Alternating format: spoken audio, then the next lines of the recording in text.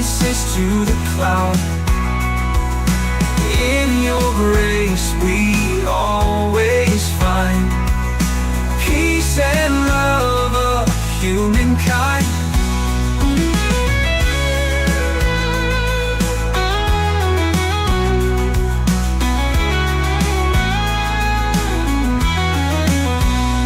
You are love, you are light. In the darkness you're the sight, guiding us through every night, making wrongs alright. Holy, holy, sing it loud. Lift our voices to the cloud. In your grace we always find peace and love of humankind.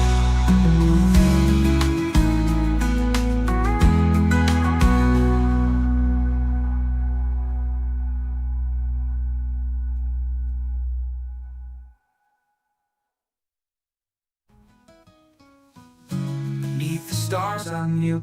All right. Hey, We are live. How are you, bro, Stephen? Thank you for being here. I'm good. We have Stephen King with us on the All Things You podcast, and thank you, Damien, for doing all this. And we went live before I could ask you, but how did you even find out about All Things You when we had lunch that day? What was the connection? It is a musician looking for a place to serve. But And I love prison work. And I started looking for people that were doing Celebrate Recoveries, all things, and All Things New came up through that. I've done Parchman. I've done, furthest jail away I've done is in Pine Ridge, South Dakota. oh wow, And so 'cause we had lunch with you, but I don't know if we ever made the connection about how you found us or somebody recommended you just no, I've stumbled upon us. I'm a businessman. That's my day job is companies work. And, I'm head of technology for a large construction company, but I've owned my own companies in the past. I've had a staffing company and a video production company and recording studios. And I learned how to do marketing. And so, the part that most people don't like is cold calling. Mm-hmm. And I just decided if I was going to be successful in business, I had to learn to get over that fear and just start cold calling. And so I go out there, I do my due diligence, I do the research, I try to find people that are making an impact for my band and for my speaking and my book and stuff, and I just make phone calls. And it's just sales. Well, we are glad you found us. And I wish it was something spiritual, but it's not. It's just me being greedy, trying to find gigs. But I told Aubrey, when we had lunch with you, and I was like, wasn't sure. And a lot of times people, they're trying I'm a weird guy. You can go ahead and say that. The first time y'all met me, it was like, what is this? And I was trying to think, but a lot of times when people people call Aubrey and they're like, hey, I'm thinking about getting in the ministry, but I need $80,000 a year and a house and a Cadillac and all, and you get those calls. It's like, brother, you have no idea, you want to move some tables tomorrow. That's what they want. And, but you have been a great blessing to us, and you've done everything we've asked you to do and served, and you always have a good attitude. And, I want to start off because I think it's, well, first of all, when I say Stephen King's going to be here, they say, Stephen King, the author. And I say, yes. Yeah. So first of all, tell us about your book because you are an author. I am an author. And what's really strange is my book that's on Amazon is called Leave a Legacy, The Music and Mathematics of Life. And it's letters to my sons. It's, these are short stories because I'm an old idiot country boy. I'm not real bright. And so here are lessons. And it starts out with things like, why God? Because for me, that's where everything starts. It's my testimony of, things like, evolution's a joke. As a scientist, there's no way I can ever believe in that because it goes against all Newton's laws of thermodynamics. It just doesn't work. I was thinking about that this morning. Yeah, this morning I woke up thinking about Newton's laws of thermodynamics. Yeah, I was like, yeah. So those weird things, and so it's kind of like, how could this even be if you're a real scientist? You can't honestly do this. You can't make that leap. And then the practical things of how to find a job. Having been a research scientist my whole life, I've been fired professionally. When you go to work for Teledyne Brown Engineering in Huntsville, Alabama, they put you on a 3-year project with 12 months of funding. So every 12 months you're getting fired, and you're looking for new work. Stephen, man, that's amazing that you said that about the second law of thermodynamics. I thought I was pretty much the only person that used that argument. But, if I park a Dodge, a brand new 2026 Dodge out there on the beach and come back 5 years later, is it going to be better or worse? Worse every time. Worse every time, man. Take your desk drawer, just open it and close it and open it back up again. It's going to be worse. Have you ever blown up a mailbox and it turned into a Volkswagen? Hey, let's don't talk about any breaking federal laws now. Well, I haven't done that, but as a research scientist, I cut my teeth doing missile systems. So I have blown up a lot of stuff. Did any of it get better when you blew it up? Pictures of me get better when you blow them up. Destroy those is the only way you can make them better. So it's in Aubrey, and they've heard me preach. And I come at everything very scientifically. I'm a very black and white, logical person. Amen. We were talking at the prison yesterday, and I talked about the East from the West. And a young man asked, he's like, "How do I forgive myself?" And I'm like, "Why? I mean, why are you trying to forgive yourself? I mean, God's already forgiven you. He says when you come to Him and you confess your sins and you ask forgiveness, He throws it as far as the East is from the West." I said, "You ever notice He didn't say north and south? Because how far north can you go? If you go to the North Pole, at some point you start heading south. But you can go east as far as you want to go. And you can go west as far as you want to go, and you'll never run into each other." When I was out of town at Michigan, but Aubrey, when I talked to him, excuse me, I got this cold, but he mentioned that about the East and the West. He said, "I've never thought about that." So that was really good. So going back to your book, you got practical things like how to find a job. Things, how to find, and the jobs thing's kind of two phases. There's the philosophical idea of looking for a job, and then the practical, the tactical of how do you find a job, and this came from the tactical side of it. Really came from a pastor at Pine Lake. He and I'd gotten laid off at a company, and I was talking to him, and he goes, "Here's what I want you to do." And Kent, who used to be the worship pastor over there, over all the worship ministry stuff, he and I were good buddies, and he's like, "Write down what you want in your next job. Write down what you got to have. I mean, this is what I got to have. Then write down what you'd like to have, and then write down what you don't want to have. And then share that with 3 good friends that will pray for it. And he said, don't pray for, I want a job making this much money. Look at things practically. Look at things like I need a job that's going to help me fund the lifestyle I'm living today, or I need good insurance. In my case, our son's got a brain tumor, and it's like, God, I need to have a job that has good insurance that we can continue to keep my son, healthy and keep him, through with doctors and stuff. And I need to be able to take off occasionally and go to doctor's appointments. And, I wanted a job that let me travel and support my ministry. My wife gives me 1 week off a year to go play rock star and travel around the country, playing music. And I needed a job that would let me go do that. So it's really, but then I shared it with 3 close friends, and we prayed over it. And then I went to work. I'm one of these guys that believes, that God says, when you put your hand to the plow, you don't look back. You start plowing. As a professional speaker, I used to be a motivational speaker. Hard to believe that. There's what I call the speaker's proverb. 14:23 says, "In all labor there's profit.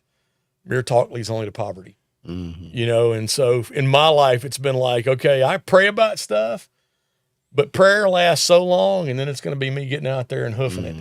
Absolutely. And just like I found y'all, I found the job I'm at now, man. I went and attacked them. I went to the Business Journal, found the top companies in Mississippi, and said, okay, who needs a CIO? Boom, boom, boom, boom, boom, boom, boom, and started attacking them. and breaking my way in, literally to find a job. Well, I know we've talked about this several times. I think it's William Carey that said, work like everything depended on you, but trust God like everything depends Absolutely. on him. And it's very biblical, but it's not practiced much in our culture today. So Now, especially in churches, we want to sit and pray about everything too often. And I'm a big prayer guy. I mean, y'all have seen the prayer sheet that I send y'all that, when I'm, every few months I'll send my friends, hey, Yeah. here's where you are on my prayer list. And, and I appreciate that. We have a lady in our church named Miss Jean Hatch, and she specifically prays for me twice a week. And it's not that blanket, send 100, and if you say, she'll say, what needs do you have today? And I put one in my son's car. We've had more car problems the last 2 years. And the next week when she sends her thing about praying for me, she'll say, what about your son's car? But Damon Stevens, it's got all kinds of jibber jabber on there, but he'll send a sheet where it's his prayer list, and he's praying for ministries and individuals and all. And it means a lot to me in Auburn to see all things new when you send that to us. So thank you so much. Where can one find your book? Amazon? Amazon, and here's the challenge. It's Stephen King. You look for a book named by Stephen King on Amazon, I'm at the bottom. But if you go look for Leave a Legacy, Stephen King, you will find it. Now, do you have another book in the works, or you think? I'm writing a book on the first 3 chapters of Revelation right now. Okay. So, coming out, Jesus 7 letters to 7 churches. But you can also go to my website, off61, off61.com, and there's a link to bounce you over to Amazon Okay. to make it easier on you. And God, that's the first thing I asked him when he walked in is where he got the inspiration for Pet Cemetery. When you look like I do, man, you walk in, everybody's afraid already. So, It's bad people enough don't as it is. realize this. We're off. We're gonna have problems today. We're gonna be off. But Stephen King, Shawshank Redemption. People don't Yeah. realize that. Shawshank, Yep. Green Mile. The Green Green Mile. Mile, that was a great one, man. Yeah. Novellas, and those are 2 of my favorite movies: The Green Mile, Shawshank Redemption. So your book, and by the way, you gave us a copy, and I think that would be good for the jails because it does have for the men in the jail. And I think we talked about that. We hadn't kind of followed up on that, but it's got the practical stuff that they're not taught. Other things too, like don't loan and don't borrow tools. That's in your book. As a mechanic, man, and I love working on things. And I told my sons, never loan a tool out because you'll need it and you won't be able to get it back. You won't know who you loaned it to, or even worse, they broke it and they didn't replace it. And I said, the other side of that is if you borrow a tool and you break it, now you're going to buy the tool anyway and give it to somebody else and not even have the use of it. So that's in your book as well. It is. Like I said, this book is stories to my boys of saying, look, at some point in this life, I will be gone. Unless Christ comes back and hauls us all out of here quick. You're going to be on your own. Here are lessons I want you to learn, in life to help you understand what's going to happen. So look there, Miss Tina. She's our faithful listener and follower. She's got it there. Leave a Legacy by Stephen H. King. That's me. So, hey, I know this is personal and all, but you have a great testimony about God healing you. Yeah. You were 16 years old and had pancreatic cancer. Yeah. Which is pretty much a death It's sentence. a death sentence. I know that's what Patrick Swayze had. And what do you happen to know what the success rate when someone's diagnosed with pancreatic cancer? If you were me, 100%. Everybody else, I had no clue. At that point, and this was 1980. So January 1st, 1980, I got real sick, and we just thought it was the flu. No big deal, and over the course of the next few weeks, I started losing a lot of weight, like 15 pounds. And I went from 185 pounds to, 170 pounds down to 100, got down to 126 pounds. Couldn't keep food down, couldn't eat, couldn't do anything. And, they took me in the hospital, ran all kinds of tests. They collapsed the veins in my arms, started taking blood out of my legs. This is back in the old days when it was Heinz General, over here off of 220 and, so long ago, 1980. And, found out, they went and told my parents, hey, look, your son's got pancreatic cancer. He's 16 years old, and he's probably not going to see the end of his senior year. He'll probably never graduate. And, it was pretty much a death sentence. They said, there's nothing, no chemo, no radiation, no nothing. It was just, you got what you got. We'll see how long it lasts. And, that was 1980. Graduated in 82. So I did make it to the end of my senior year, thank goodness. And what have the doctors said? I mean, obviously, you're still here. And here's what happened is at that time, there was a prayer warrior at Parkway Baptist Church named W.R. Story. I don't know if any of old folks remember Brother Story, but he was a prayer warrior. He wrote books on prayer. I mean, this guy was just monster. And the deacons came and anointed me with oil. They all prayed, it was constant prayer for me. My mom was a prayer warrior. I think God healed me just to shut her up. And but that's, you say that, and we're not getting into deep theology here, but it's in Luke, and in the King James Version, it's a really interesting word. It says importunity.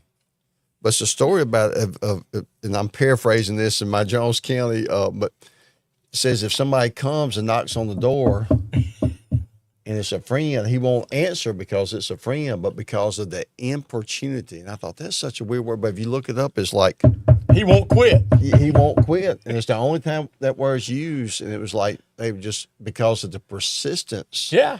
So when you say that, I know you're being funny, but they're, and I think I'm not as smart as you are, but in Matthew 7, where it says, ask and you shall receive, seek and you shall find, knock and the door shall be opened. They're saying the Greek is present. It's continually knocking. Ask and keep asking, Yeah. seek and keep seeking, knock and keep knocking. So there's a principle there about persistence in prayer. And yeah, absolutely. And that is it's a valid prayer tactic. I'm a military guy, so tactic, that's kind of what I look at. And, I think God rewards persistence, just like rewarding me with getting to meet y'all, too many people just say, Lord, I'd like to have an opportunity, and they stop. It's, with me, it was God, I want to be healed, but my mom, the church, everybody praying for my healing. And God said, I got a plan. And what Satan had intended for bad was God used for good. And the reason I want to bring that up, God supernaturally healed you. You're still here. That was 16. You're 40 now, so you're still. Well, yeah. I got underwear. It's 40. But I've heard you share this several times. Your son has a brain tumor. Yeah. And God has chosen not to heal him. Yeah. And that's is paradox a right word for this? It is. And, I tell people, I went through all of that as a teenager, of battling for my life, not being healthy for many, many years. Through that, I learned to play guitar, and if you had asked me Thanksgiving weekend of 2005, why I went through all the stuff I went through, I'd have told you, well, it prepared me to be a Christian blues musician. It let me meet and introduce me to some of the heroes of my life. I met guys like Will McFarlane, Joey Holder, just some of these guys that I couldn't tell you how much they mean to me. And, Will was one of these guys that my dad brought me an album in the hospital. Not an album, it was a tape. They didn't let me bring a record player in the hospital. And there were no CDs or MP3s back then. So I got this tape of Will, and when you're in the hospital, all you can do is read liner notes. There's nothing else. Listen to music, listen to liner notes, and play guitar. And reading it, I saw he was from Muscle Shoals, Florence, Alabama area. And I thought, man, I'd love to hear him play live. I'm a musician. I like live music. And talked to our youth pastor there at Parkway, and they were able to bring Will in. to play music, you know, and I got to go roadie and meet Will McFarlane. I mean, you know, and I was just like blown away. You know, I got to hang out with Will, you know, Joey, Jerry Masters, all these greats, and was just, I mean, floored. And then jump ahead to 1986. I graduate college and we're moving to North Alabama for me to get my first big boy job, working for Teledyne Brown Engineering as a research mathematician. And I told my wife driving up in our brand spanking new 1942 U-Haul that, you know, I would love this. This is great because, you know, we driving that first night out, we got to Meridian, hit a bump, and all the lights went out on the interstate. Fortunately, I had an uncle lived just north of the interstate, so we hopped off and spent the night, you know, where it was dark. But then, you know, got to North Alabama and didn't do a thing about it. I thought, you know, I'd love to go see Will's church. I'd love to go meet Will, and didn't do it. And my wife was the secretary of First Baptist Church, the minister of music there. And being an engineer, being somebody that bills all the time, the minister of music said, hey, we got an Easter pageant coming up. We'd love for you to come in and help us build sets, you know. And so I got that. And he goes, oh, and by the way, we're going to have a professional musician play Jesus in our Easter pageant. I went, cool, who? He said, it's this guy named Will McFarlane over in Huntsville or in Florence. I'm like, no, you know. So through the course of preparing for all this and working with him, became good friends with Will and the guys in his band. Joey Holder became one of my best friends in the world. His keyboard player passed away a few years ago. Our wives became friends. Matter of fact, my son Wiley is loosely named after Will. Okay. Got to travel with him for years, you know, and hang out. And, you know, I've spent more time, I think, in a 79 Ford van on a flight case riding around doing shows and hanging out with them. So you could look back and your Romans 8:28 was kind of, I got sick so I could meet these people, learn how to play guitar. But then Thanksgiving 2005 hit. If anybody remembers what's going on around Thanksgiving 2005, we just had Katrina. And my hot rod shop, pine tree came down, cut it half in two, destroyed my hot rod shop. My wife's dad had been diagnosed with heart problems and had his first open heart surgery. We got a call. My son's short, but my wife's 5'2". My father-in-law was 5 foot, so we figured he might be short too. And we'd been going through some medical stuff with him to try to help him grow some. And doctor said, hey, we need to do an MRI to check out a few things. We said, no problem. So called my wife, and she ran him up there, did the MRI, and that was a Tuesday before Thanksgiving. Thanksgiving weekend, the doctor calls and doesn't get me or my wife, gets Wiley and says, hey, need to have y'all come in Monday and review the results of your MRI. Make sure your mom and dad both come. Molly's like, no problem. I'll tell them. So nobody thought a thing about it. Next day, get a call from the doctor. He gets Stacy this time and says, hey, you know, need to review Wiley's results with you Monday. He said, need to make sure you and your husband come. She's like, no problem. Won't be a problem. And then Monday morning, I get a call at 8:00, and it's a doctor going, need to make sure you're here for this appointment. I went, whoa. Mm-hmm. You know, this is 3 calls. You're calling me directly. No one ever calls the dad. You know, doctors don't trust dads with any medical advice. And I'm like, what's going on? He goes, I'm going to tell you this. He said, but your son has a brain tumor, and we're going to have to do surgery. And, you know, that was the Monday after Thanksgiving, 2005. I mean, beelined it to UMMC, met them there. You know, went and sat with the doctor, showed us the scans. He took us over to a neurosurgeon that was going to do surgery. We were thinking, you know, Christmas break, we would do the surgery, have a few days to recover. And he's like, nope, we've got the OR scheduled for a week from today. And here you go. And our wild ride began. You know, my son went from being a happy, healthy 16-year-old boy, just like I was, to now being a St. Jude kid overnight. You know, this first surgery took away all of his right eye vision and most of his left eye's vision. So he's now legally blind. He can't drive anymore. He lost all of his freedom. You know, his memory is damaged. We called him 10-second Tom. If you've ever seen the movie 50 First Dates, you know, there's the character, it's 10-second Tom. They tell him something, 10 seconds later, he's forgot it. That year, we spent Christmas in ICU, and we kept rewrapping his Christmas presents because he forgot he got them. And he thought he didn't get presents. So, I mean, we were literally rewrapping the present just like on 50 First Dates for him to open every day. You know, and of course, during that time, my father-in-law passed away. So every time he heard of my father-in-law's death, it was that sharp pain of immediate loss. Even though he'd heard it dozens of times, for him, it was a brand new feeling. So this has been a 20-year journey taking care of Wiley. Well, and look, there's so many. I've got a friend that's got a disease, and we talk a lot, and he struggles with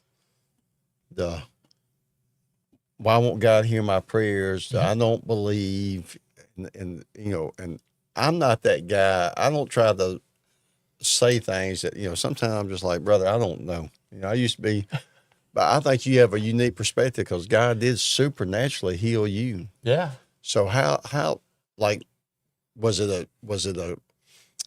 a crisis in your faith? Did you go through times where you questioned God? Where you doubted God? Or was it? Dude, I do that every day. I mean, you know, don't say because of this, man. I question God driving down the interstate. You know, I'm not hyper spiritual. You know, I'm a blues man. You know, I'm an engineer. I'm a dad. I'm a race car driver. You know, it's one of those things that there are so many aspects of life that I don't say why about one thing.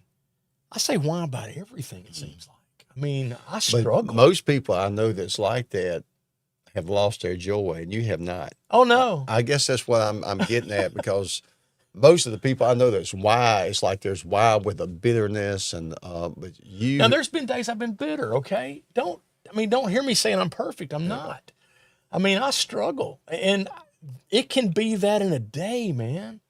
You know, just because I'm happy and, you know, there's joy doesn't mean that I'm not David, you know, going, God, why me? I mean, I look at David, to me, is the original blues man. I mean, you know, if you ever go read the Psalms, you know, those Psalms, man, they're lit up with, Lord God, why? You know, and David's like, God, they're trying to kill me. Why won't you do something? Yeah, like, what's going on? You know, and but then you turn around and you get the Psalm of praise. You know, and I don't know if it's the artist in me, the musician that uses music to work through everything, or the way I was raised, or what, but, you know, man, I struggle. I mean, life's hard. I mean, you know, day job. I mean, there's sometimes things don't go the way I wanted them to go, and man, I'm struggling. You know, I've got people breathing down my neck. I'm getting chewed out, you know. Come home and I got a sick kid, you know. Till you tuck your 38-year-old kid in bed to go to sleep at night, you don't know what hard is. You know, when you sit there, and I've called my wife and said, are you coming to the hospital this morning? She goes, yeah, I'm on my way. It's just going to be a few minutes. I'm like, well, you know, really need you down here. We got to answer some questions. And she's like, well, I'm on my way. And I'm like, can you call back? What I didn't tell her was, they're rushing our son to the ICU again because he just died. And they're trying to get him back alive. And if you don't get down here soon, you may never see him alive again. You know, and I mean, I've had that day. You know, but then I've also had the days where I watched my young son get married. You know, I watched the days they were born. And I tell people all the time, God hung on that cross. Christ hung on that cross for the sins I was going to commit, not before I got saved, but even after I got saved. I mean, God looked at me and went, this guy right here is going to struggle, but I'm going to save him anyway. Amen. And when you come and you teach our Bible study on Tuesdays, which is always good, but Wiley comes, so we've gotten to meet him. He has a very sweet spirit. Oh, yeah. Great personality. But what is there, when the doctors talk to you about him, is there any hope? Is there anything that they can do? Or is it just no? Just take care of them the best you can? And realizing that we are 10 years beyond the life expectancy of this tumor. So every day is a blessing. We thought we had 10 years at tops. So to be sitting here 20 years out, dude, you got to take it. What counsel would you give, I hate to say advice or counsel, but people that have not just sick children, but we had Jimmy Nichols on here, and he's walked through a season where he's taking care of aging parents. Yeah. But what advice would you have for people that are living through this? Because I've got a friend that lost their child, and he said, you know what? When I was writing the book of my life, this is not a chapter. Not the chapter I wanted to write. So what advice would you give? Man, we do this so often, and it's so varied. I mean, the year we did the Christmas over and over and over again, you're sitting there asking God why. I mean, and it's a valid question because you want to know why. And I don't think God has a problem with that. I think God's like, come on, let's talk. I wrote a song during that period called Bluer Than Blue. That was me, my struggles of the faith, hurt, not a lapse of faith, but the hurt in faith. Of God, why? Why am I having to go through this? Why is my son going through this even more? But then like with parents, my dad had Lou Gehrig's ALS. He died while we were at St. Jude one year. So I wasn't even here. We actually drove from Memphis back down here straight to the funeral home or to the church for his service. We didn't even have clothes for it. I was in shorts, and a t-shirt for my dad's funeral because that's all I had. We didn't even have a chance to go to the house first. We finished up straight in. I killed my mom with COVID, and people say, well, you shouldn't say that. It's like, well, no, I brought it back from Florida and she lived with us and I brought it into the house. All of us got sick. My mom died, and I had to watch when you said her. that, I was like, because I didn't know that when you said I killed my mom, I was like, what? But I say it that way to create that shock in people because it's like, understand something. I brought this in. This is a disease I brought to the house.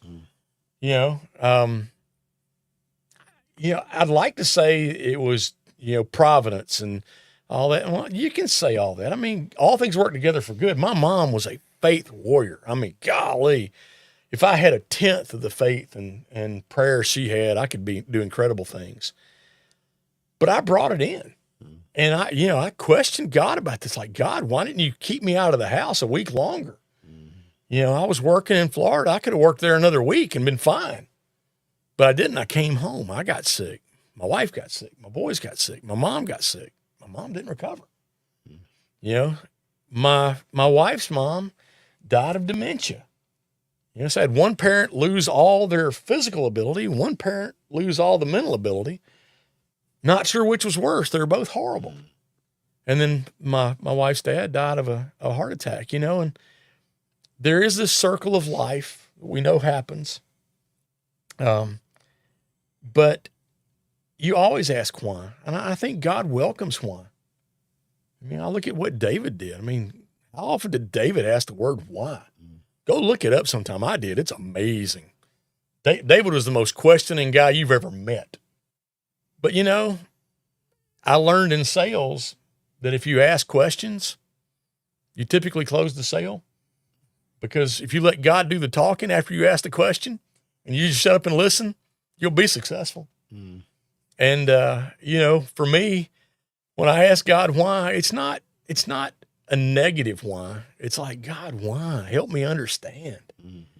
So for anybody that's struggling with what's going on, ask why, but don't ask why in a bitter sense. Ask why in a God, help me understand. And understand too, God is sovereign. And the word sovereign literally means we may never know what his reason was. He's in control. It doesn't matter what we think, what we want. It's like, hey, there's a plan. God's coming down it.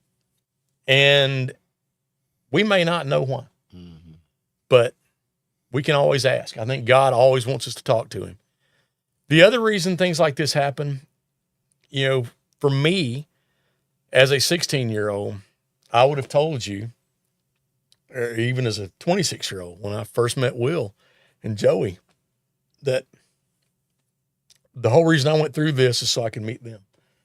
So I could become a professional musician. I could work in recording studios in Muscle Shoals and have friends that were, gold albums and all that. And I would have been fine with that answer up until Thanksgiving of 2005.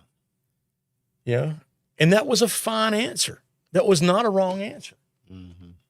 And then 2005, that answer got expanded. Yeah. And it could have think about then when we get to heaven, it's going to be expanded even more. So, and I mean, I would have never been in the ICU at UMMC Christmas Day when a little girl's daughter died, and I was there to hold her hand and pray with her. And as much of a ministry that time had been for me to work, to support my son, to be there. Her parents and her other two kids were in Tupelo. They were 2 hours away and not going to get there anytime soon. And she was all alone. Her child had just passed away. But I wouldn't have been there without God's sovereign plan of directing that river to put me in the bed next to her. So your advice would be it's okay to ask why, but ask in faith, ask knowing that he's sovereign. Looking for an answer. I mean, too many times people ask why as I'm mad. Yeah. Why? That's like a 2-year-old going, why? Yeah. Why? No, I mean, go to God and just say, Lord God, why is this happening? Help me understand, if you will. But, we go through troubles in life for so many reasons. I mean, it can be, for our correction. There's all kinds of examples in the Bible of God using, bad things to correct people. Mm-hmm. But then you look at Daniel, got thrown in the lions then, and, or persecuted, and nothing he did on his own. I mean, this is a man that the Bible never says anything bad about, but yet he's persecuted. You look at how God can take things you've done to help other people. Like the question is, there's also verses about us ministering to angels. I think we have a very warped view of what angels are. I think as a scientist, we think of 3 dimensions, forward, backward, up, down, left, right. And then the half dimension of time, meaning you can go forward in time and you can look back in time. You can't go back in time and you can't look forward in time. So kind of a half dimension there. But theoretical physicists say we live in 10 dimensions. And, Albert Einstein's theories of relativity were proven at the 10th dimension, not at the 9th dimension. And when we are following Christ, I don't know that the angels have a Bible to go read. So they're depending on us for that ministry to help them understand what life is about, because they're a created being. They're not a living being. I've never heard anybody say, or even this topic ever discussed. And and I forget where it is. It says that when we're resurrected with God, with Jesus, we will see him as he is. And that's a technology statement. I think we'll be in the dimensionality that God is in. God is outside of time. The reason we can believe the Bible is not because of miracles. I mean, when Moses went to Pharaoh and said, let my people go 10 times, he did 10 miracles. Well, guess what? Pharaoh's magicians did miracles too. What makes God is prophecy. That proves he's outside of our time domain, and domain being a mathematical term for, he's outside of time. It's not that he has an abundance of time. God doesn't have time. Like when Jesus walked into the room with the disciples and the doors were locked, they were secured. We use the word locked, but their word was secured. And Jesus popped in and went, hey, dudes, what's going on? Everybody's freaking out. He just walked through matter, and so he doesn't live in our dimensionality. I've got a friend, Brian Edwards. He's just one of those guys. He got this, he just his personality, and he's so animated. But he was sharing that one time because it says when he went through that they were amazing. He said, yeah, they were amazed. He's like, he just walked through them all. He's dead. And of course, that English word. There's so many miracles in there. That just doesn't do it justice. Like, we think, yeah, wow, but there's a lot to that. Hey, man, this is heavy. I've been trying to fight back tears this whole time.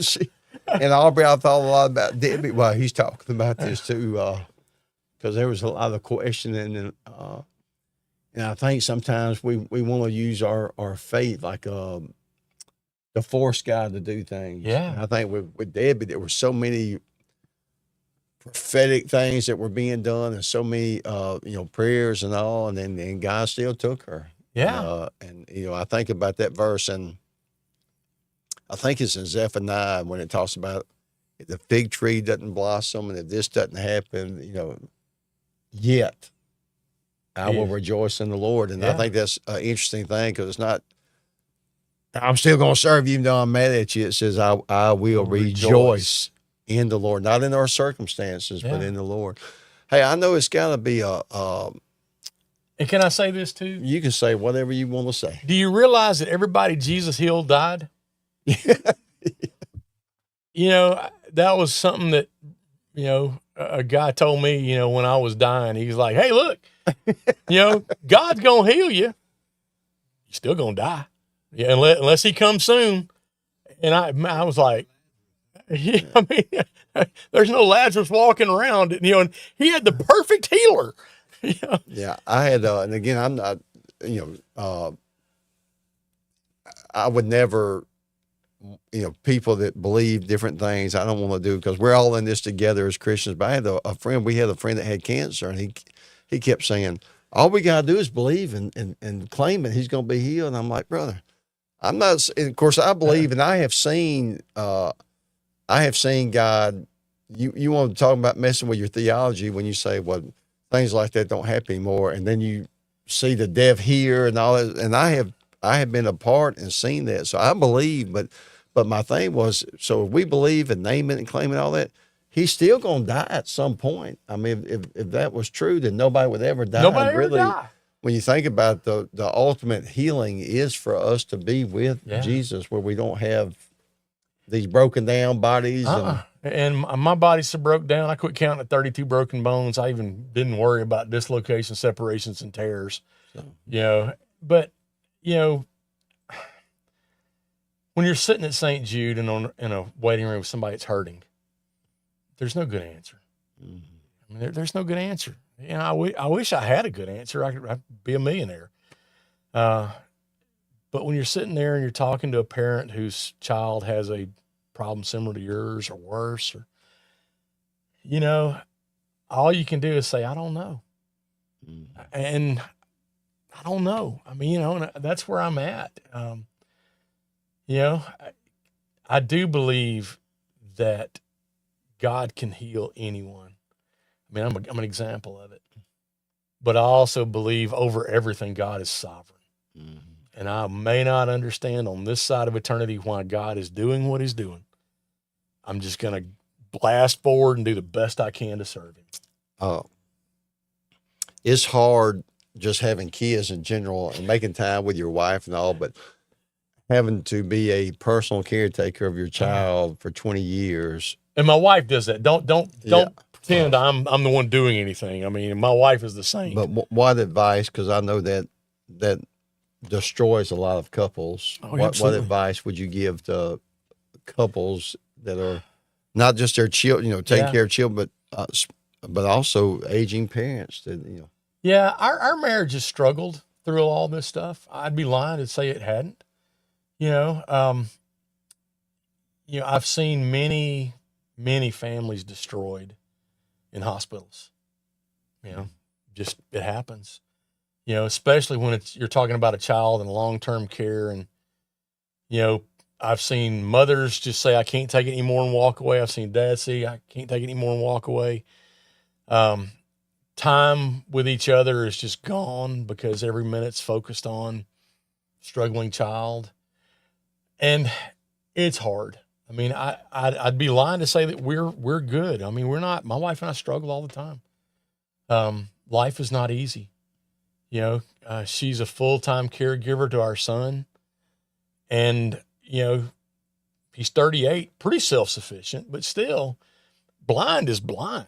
I mean, you get so many phone calls a day from one room to the house to the other, going, "Hey, I've lost my remote." And you go in there and turn the chair upside down and find the remote. And an hour later, I've lost my remote. You go back and turn, and it can be frustrating. And at the end of the day, she never has a break. So me as a dad, I try to be,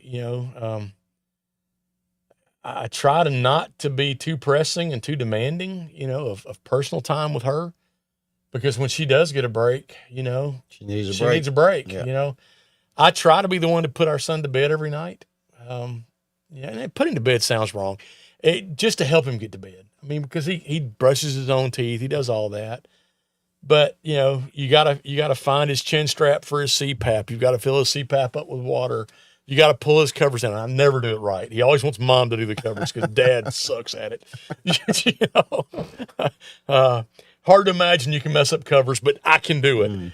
But still, just to give her that extra hour of sitting in bed, just edging out, and it's hard. I mean, we try to do stuff as family.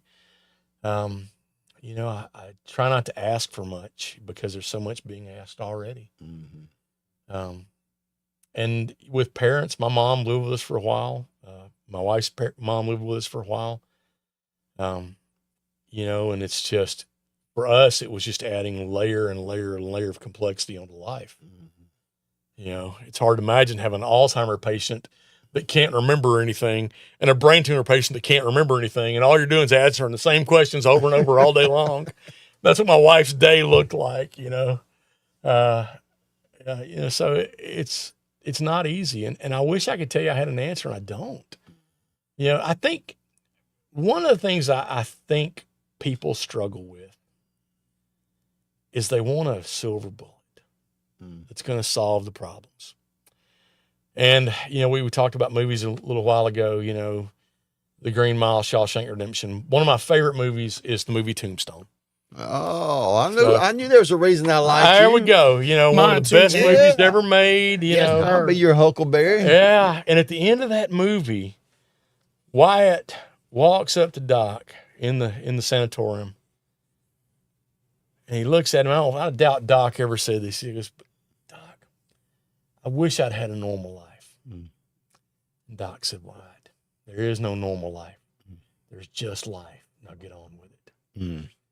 And, too often, I think we look for the answer or the answers sometime. They're not there. I don't see where Jesus or God ever gave the answer to anybody's problems. I mean, look at Moses. Moses went to God how many times going, "It ain't me," Or look, these stiff-necked people, they're yours, man. 40 years I've been leading them around, but they're your people. Why me, God? Where did he ever answer David and say, "This is why you went through this"? I think sometimes maybe in the Christian community, and I because my brain works this way, and steps and outlines and points and things like that. But I think in the Christian community, like all the books and everything is like 10 ways to raise your children successfully, and I know all of my kids are different. And it's like, all right, well, I did step 1, 2, or 3, and it ain't working. Or 5 keys to a vital marriage, and we're all going to be sick. We're all going to have ups and downs. So I think, it's kind of marketed that everything is this. There's an answer. I read, and I wish I could remember the exact numbers, but it blew me away. My son actually told me this. But it was how many times Jesus was asked a question in the Bible and how many times he actually answered it. And most of the time, it almost was kind of, we would be offended because they would ask him a question and he would turn around and say, well, what do you say? Yeah. And then. Because they were trying to trap him. They weren't asking why to learn why. Yeah. But and again, I'm making the numbers up. You'd have to, but like say if he was asked 120 questions in the Bible, he only answered like 3 of them. I'm like, really? I mean, it was just shocking that because we're not that way. We want here's the question, I want the answer, and then if I don't like the answer, I want another answer. Right. Can I re-ask the question? Well, man, I really appreciate your honesty because you just being vulnerable and honest because I think a lot of times, and we talked about this. If you put something on Facebook, we put people being saved or people, this great service we had, or, I'm going to put pictures of me and my kids. Aubrey's helping us. We got, right now we got plumbing issues. So, I'm trying to think the right word to say, but Dookie may come out of the bathtub. Well, guess what? We're not posting that on Facebook. You know what I'm saying? But that's a problem.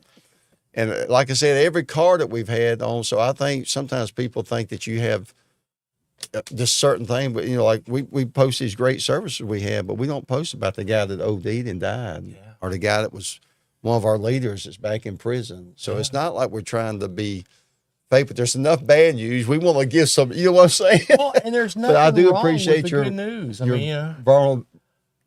your vulnerability and your honesty and we're all that and way. You can say weirdness too. I mean, because everybody knows I am a goofball. No. I am a strange person.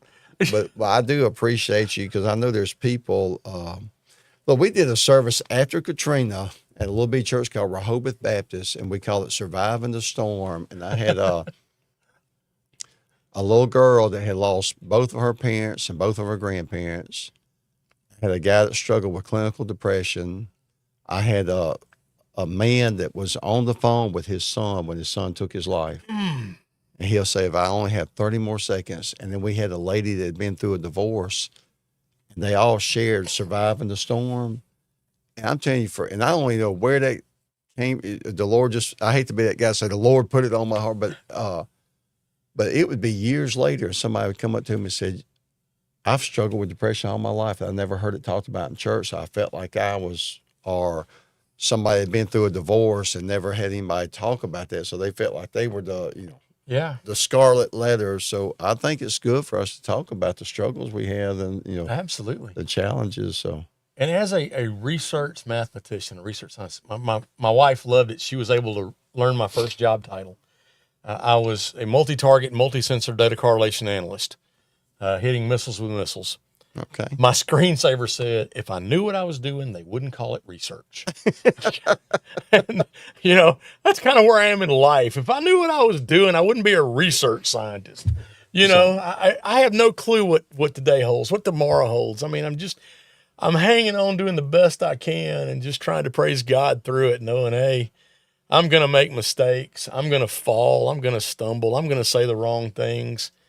But I'm going to try to make sure I go back, ask for forgiveness. I'm going to tell people I love them, I appreciate them, and do all that. Well, I love you talking. We're going to segue into a different thing, but you're talking about your research scientist. I love the way you teach because you bring that background that you have and that intellectual approach. Because I know a lot of times people think of faith or these ignorant, uneducated. But what degrees do you have?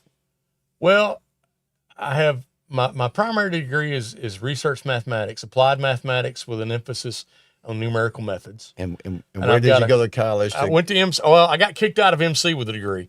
So I didn't actually graduate. I just finally passed English, and my main professor said, "Look, you've got a wife. You need to go make money." You know? So they kicked me out of school. So you got a mathematics Got degree. 1 degree in mathematics, 3 hours shy of a master's in math. I've got another degree in computer science. I'm 6 hours shy of a master's in computer science with applied, and that's applied computing science. I've got minors in physics, chemistry, and biology. I was headed to med school, got accepted, and got tired of school. I just said, I can't do this anymore. I can understand. Why? I was done. And then how did you get into with those degrees that led you into because you're actually, I know we kid around like, yeah, I'm a rocket scientist, but you really were a rocket I scientist. really was, yeah. You and Jethro Bodine. Me and Jethro Bodine could go do gazintas for days. So how did that lead into being a rocket scientist? My goal was to build robotic prosthetics. Do y'all remember the $6 Million Man? Oh, absolutely. Dude, when I saw that, My, my dream was to be able to build that for real. I had a friend, Michael Gray, who was paralyzed. And I dreamed of being able to see him walk again. He's passed away. And so I really wanted to go into robotic prosthetics and orthopedics. And one of those things I thought, if you're going to do robotics, where do you go to learn robots? NASA.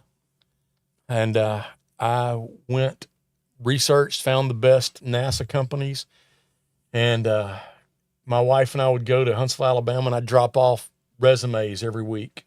We didn't go every week, but I'd go up there, spend a week dropping off resumes. I had a good job here that let me do that. And I went door to door trying to find a job because nobody in Huntsville, Alabama wanted to hire anybody from Mississippi College. And I finally, after 9 months, got a job with Teledyne Brown Engineering as a research mathematician in their missile system programs, and worked on Ronald Reagan's early Star Wars programs, hitting missiles with missiles.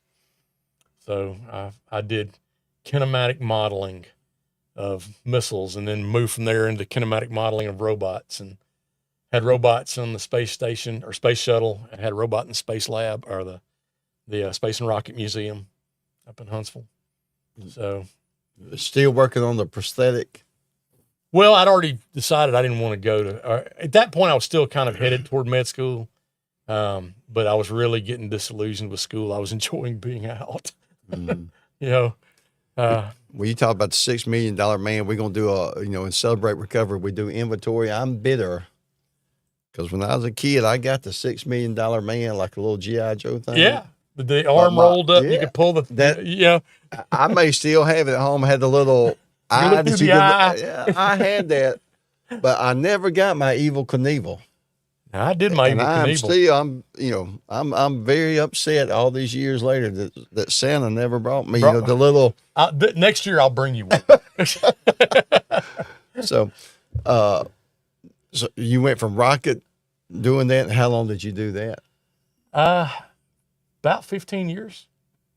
So half my career was spent doing that. And then your other half of your career was spent. Man, I owned a staffing company. I pimped out engineers around the Dallas-Fort Worth area. I had 150 engineers at my peak. Sold that company off and went to work for another company. Became a professional motivational speaker, traveling, doing motivational speaking and training. And what was your what was your niche on that? Mine was mainly in the staffing industry and doing job fairs. I like investing in people, hence the book. And that was kind of the first foray into writing. The very first article I wrote is even in the book on the career and job hunt, and it was called The Job Hunt Blues. And so did that. Tried to help people that were struggling, that were unemployed or wanting to change careers or change jobs, and then went from there into back into the science world, building software systems, and became a chief engineer at a company and in charge of the microprocessor development work, doing the low-level ones and zero stuff. And then now I'm director of technology at a large construction company, and enjoy doing that. I got a staff of about 6 guys, ladies that work for me. And you travel. That job requires you to travel. That job requires me to travel. I do spend, I think last year I spent 44 nights in hotels. Not bad. Not like being a professional speaker does. Yeah. But I'm blessed, man.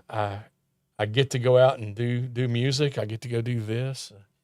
Yeah. Well, that's a good segue, because you are actually, tell us how one becomes a member of the Mississippi Blues Hall of Fame. Well, it's the Blues Hall of Fame. The Blues Hall of Fame, not the Mississippi Blues. Yeah, that's up in Clarksdale. I'm not there. I'm in the Blues Hall of Fame. That's not bragging. Please don't hear it that way. The guys who nominated me for it liked me as a sideman.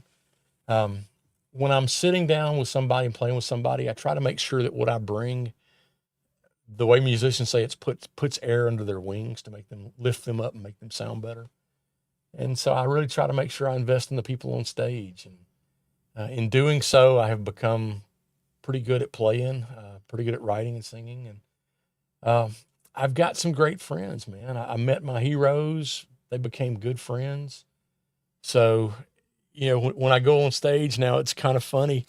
A lot of times I'll look over and like Glenn Kaiser from I don't know if y'all remember the Resurrection Band. Yeah, they're one of the first Christian heavy metal bands. Glenn Kaiser's playing one of my guitars, and I'm playing his, and we're on stage in Sturgis, South Dakota. And it's like, here's a hero of mine that I can call anytime. Last time I was in Chicago, I'm like, Glenn, let me take you and Wendy out to lunch. And, was able to take them out to lunch and hang with them, and, guys that I've looked up to and then got to meet and then become friends with them. Yeah. Damon, when I met Stephen, he was very clear to us that, we was talking about maybe doing some music in the jail and all, and he was very clear that you were a blues singer, and I had a hard time wrapping my mind. It's like, well, I do worship. There's not the worship like you hear on K-Love. We do blues, and I was so ignorant, but I remember asking you, I'm like, Christian blues, what is that? And you said, have you ever heard of Amazing Grace? So Damon, that was his example to me of a great blues example of Christian blues. But you have been able to use your musical ability to minister. Oh yeah. And so tell us about, because I know you used to go to Parchment a lot and play, and you would actually go and play. I wouldn't say a lot. I jails better than I do. There's so much turnover. It's hard to keep going back. It's like every time I develop a relationship, they move on someplace else, and I've got to restart over. And that's a matter of prayer for us, because we do, and we're going to more MDOC facilities now than we have, but the county jails we go to, you don't know the next election that's going to be open, or the next jail administrator. So we understand that. But tell us about, because you were able to go to Parchment and play on death row, and people don't realize, but they have a nursing home, a hospice unit. And you were able to go and play on both sides of that. Tell us a little bit about that. That was a humbling experience. That day I played to 2 wings of Parchment that are going to be leaving soon, the same way, and, some of these guys are there for a reason. Some of these guys, well, they're all there for, they're all there for a reason. I hate to say it that way, but there's some guys on death row that did some very heinous crimes that, their justice on earth is death. And that's justice. That's not judgment. Judgment's in the afterlife, and God will judge them. And I think there are many saved on death row that we're going to sit alongside in heaven and praise and worship with. They will be there, and I'm convinced of that. But then you go to the hospice wing, and these are guys who are there for 30, 40 years, but they got cancer. And both groups are sitting here knowing the end is coming, and there's no one there with them. They're alone. For the hospice guy, he may have a an orderly, I guess you'd call it an orderly, I don't know, another inmate taking care of him that's there for 30 or 40 years too, that's got no special medical training or anything, but they're there alone, and they're going to be free at some point, but not in this realm. And, it's heartbreaking to sit there and try to minister, because there's some guys that are very receptive. They're like, hey, talk to me, help me understand, help me get ready. And there's some that are just bitter. I got locked in death row. They came in, slammed the door shut, and went, "Stay here, don't move." That's a good feeling. What do I do? And I think, I told my guy looked at me and said, "What do we do?" And it's like, "You stay here and you don't move." You do not stick your head out. But both of them were very painful. But then you meet the guy that has turned his life over. And I talked to one guy. He's like, "Man," he said, "it's the ultimate socialism." He said, "All I do here is sit and read the Bible and read books, because that's all I got." And so, he had several hours a day he could sit and study and enjoy God's word. Yeah. And I wouldn't want to be there, but I also, admire his tenacity to dig in. And how many different jails and prisons have you been to? Do you know? A bunch. And tell us about your experience going to South Dakota. Well, the great part is we've got it working with a great church up there, and we go up, and we'd been doing Sturgis, South Dakota for the bike rally, and the first year going up there, you look over and you see this massive Indian reservation, and God just said, "I want you over there." It's like, okay. So we do Sturgis that year. Next year, I make some phone calls, trying to figure out something. Nothing. Next year, same thing, make some phone calls, and third or fourth year, I'm like, no, we're going to figure this out. Kind of like I found y'all. I got into the sales mode and said, okay, we're going to start calling everybody and their brother.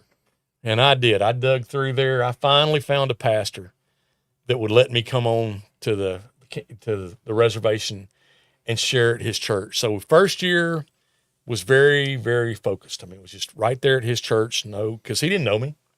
He didn't know what kind of weirdo I was. So we did that. And he's like, okay, next year, let's try to see if we can do a couple more days. Well, next year I said, look, I'm going to do 2 days at the motorcycle rally. I'll do the rest of the week here. Because doing motorcycle rallies, as much as I love bikes, it's come and go. I mean, these guys, you witness to them. If a guy gets saved, you have no clue where he's going. There's no place to plug him in. He may be going back to Jackson, Mississippi. He may be going to Seattle, Washington. You don't know. So you got nothing. But we just felt led to go down to the Pine Ridge Indian Reservation. And, the Lakota people are very distrusting of the white man. Our first year on there was a sign on the side of one of the buildings painted, spray paint, "Death to the white man." They didn't want us there. They don't like us. They don't trust us.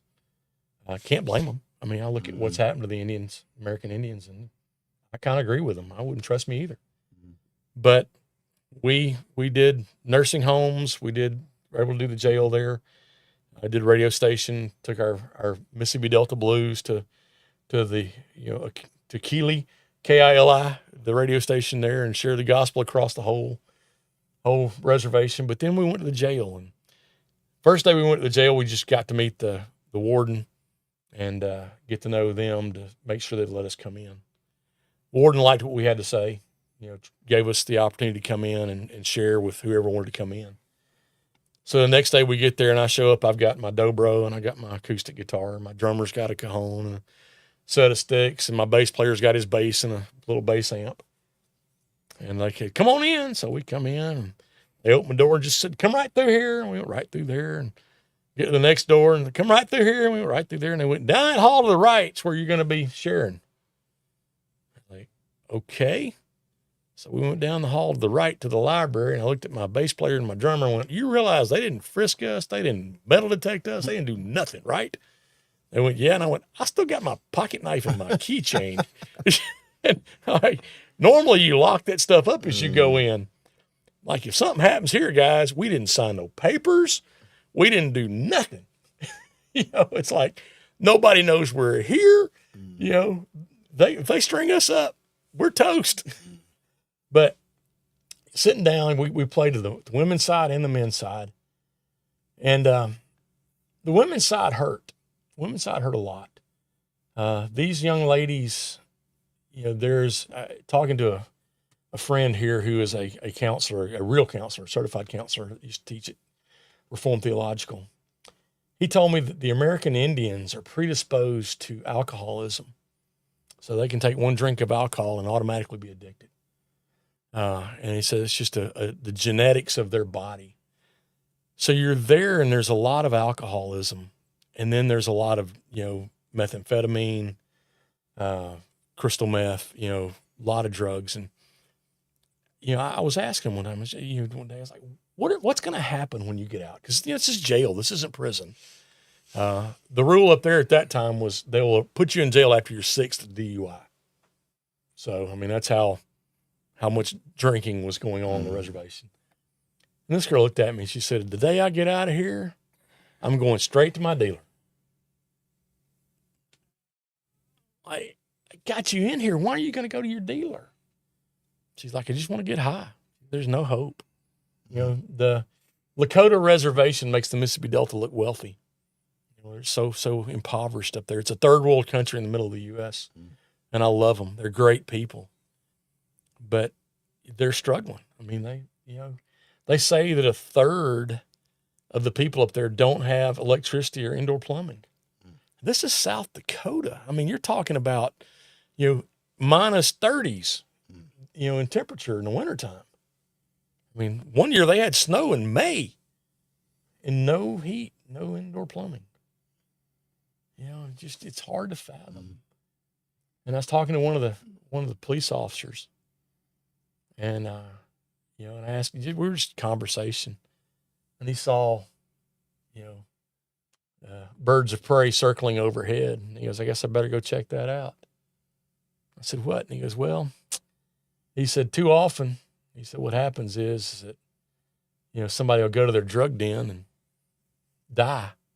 And rather than call anybody, they'll just drag them out in the middle of South Dakota and drop them. And they said, we use the buzzards to find them because they'll circle over them. And that's how we find the bodies. Just breaks your heart, rips it out. Well, what a blessing it was that you were able to go and share with them the hope is in Jesus and the gospel. So, and your bike rallies, how did you get involved in that? One of my heroes, a guy named Jimmy Bratcher, he and I met. He's another blues artist that's just incredible blues artist, great man of God, and we were at Bristol, Tennessee for the night race one fall. And Jimmy calls me and goes, hey, man, I'm in South Dakota. Why aren't you here? I said, I wasn't invited. He goes, hold on. You going to beat your phone for a minute? Yeah. And he goes, okay. Hangs up. A few minutes later, it's a call from a guy named Don Overby. Don goes, Steven. Yes, sir, Don. He goes, Bratcher said you're good. You going to come play for me next year? Think so. See you in August. And that was the start of me going to South Dakota. And he called me back later and said, hey, I need you in Daytona in February. Can you do that one? I'm like, yeah. So I wound up, my guys and I, we got pretty well known in the bike community and did about 10,000 miles a year. What's cool about your music is it's blues, and you're accomplished, or you wouldn't be in the Hall of Fame, but all of your songs are faith-based Christian songs, but the music wins them over because you're how confident you are. Yeah. But the words are, Damon, it's kind of like with Jimmy Hunt when we have a friend, Jimmy Hunt, that's a legitimate he's not just a rapper that's trying to use Christ to build his platform. He's a minister of the gospel, but Yeah. he uses his music to be able to do that. So, Well, I would say, man, I'm not sure what you mean by Christian. Christian blues either, man. So which one would you suggest, Steve? Oh, let's see. Back in the Circle. Back in the Circle was written by Will McFarlane. That's a great song. what's one that you Yeah, do that one. I mean, which one that you wrote? And one that I wrote. Rain Down. Rain Down is more of a rocking one. What's the next one down? I can't. This is your last two songs. You have Amazing Grace and Back in the Circle. Yeah. Go to that top Back in the Circle. That's a good one. We got a good band at that one. Let's check it out, man. Yeah. We got Scott Crew on guitar, who's now living in I want to say Finland, but that doesn't sound right all of a sudden. I'm back in the circle. Oh yeah, baby. Manny Robinson on drums. Back where I belong. Will you wrap your arms around me? Yes, this is the playing bass with me.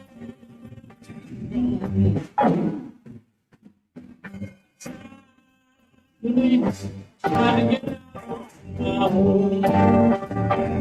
passed away a little years ago. His son now plays drums. Drums called the Thumb Drums out of Crystal Springs. Built this landing kit.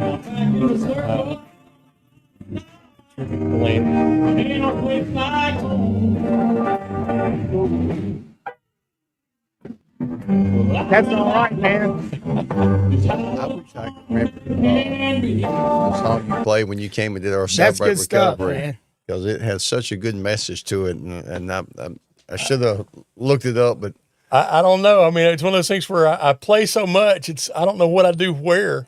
You know, it's just amazing, man, that, for so many years, I think a lot of people still think, actually to this day, man, that the only way to praise the Lord is with songs that were written in the 1800s. Okay.